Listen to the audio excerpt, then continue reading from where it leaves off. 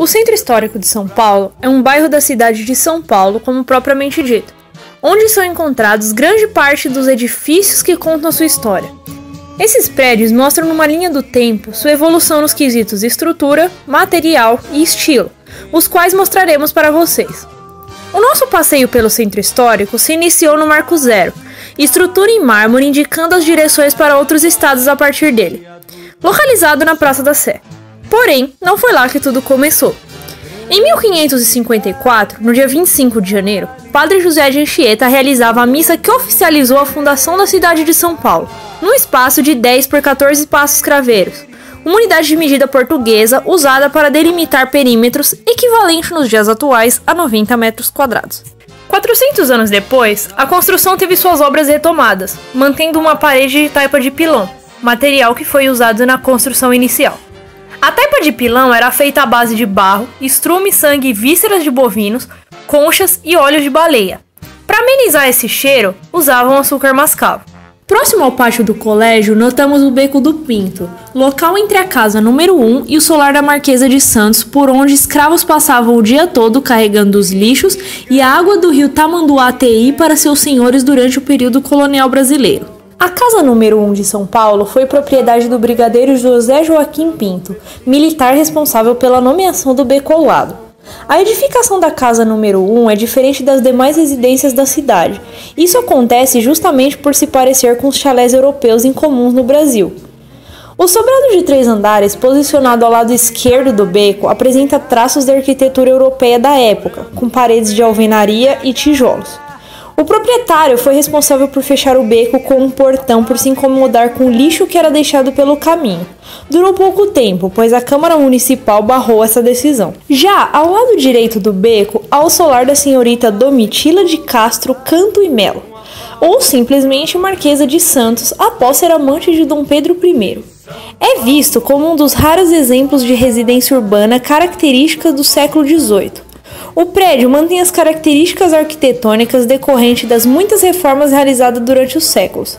Ainda é possível encontrar no local algumas das características originais da construção, como as paredes de taipa de pilão e algumas estruturas de concreto e alvenarias de tijolos.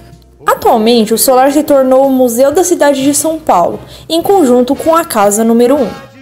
O Mosteiro de São Bento tem sua arquitetura original do século XVII, mesmo tendo as obras da apresentação atual iniciadas no ano de 1910, que foram projetadas inicialmente pelo alemão Richard Bern. E o estado atual do mosteiro não é sua primeira construção, mas a quarta delas. O projeto original começou a ser erguido em 1600, quando a Câmara Municipal validou a Carta de Sesmaria, permitindo o uso de nossas terras por Portugal.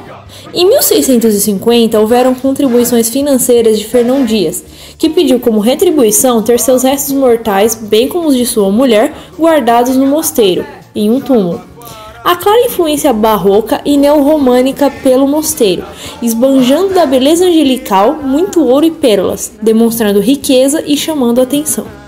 A Catedral da Sé é a maior igreja de São Paulo e uma das maiores do mundo, medindo 111 metros de altura por 46 metros de largura, e apresentando também 2 torres externas medindo 92 metros de altura cada.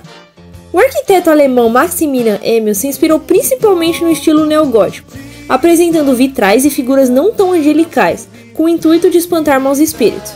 Há também presença renascentista em sua cúpula, fazendo referência aos domos das catedrais francesas. Seus acabamentos foram feitos com 800 toneladas de mármore, formando torres desde a fachada até o interior da construção, que foi iniciada no ano de 1913, sendo inaugurada em 1954 como um símbolo da comemoração do 400º aniversário da cidade de São Paulo.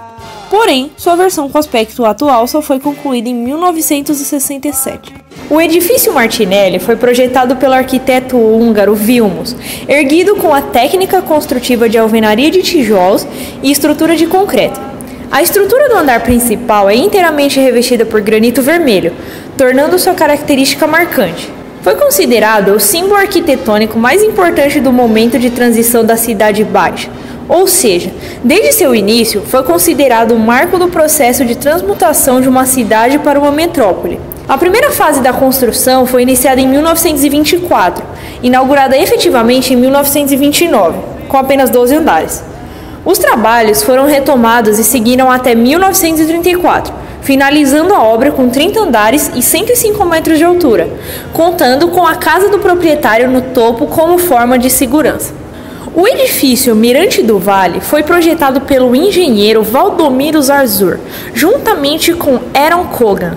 O Mirante do Vale teve seu início de construção no ano de 1960, sendo finalizado em 1966, possuindo 170 metros de altura, distribuídos em 51 andares, fazendo deste o prédio mais alto do estado de São Paulo. Na periferia, a fábrica escurece o dia.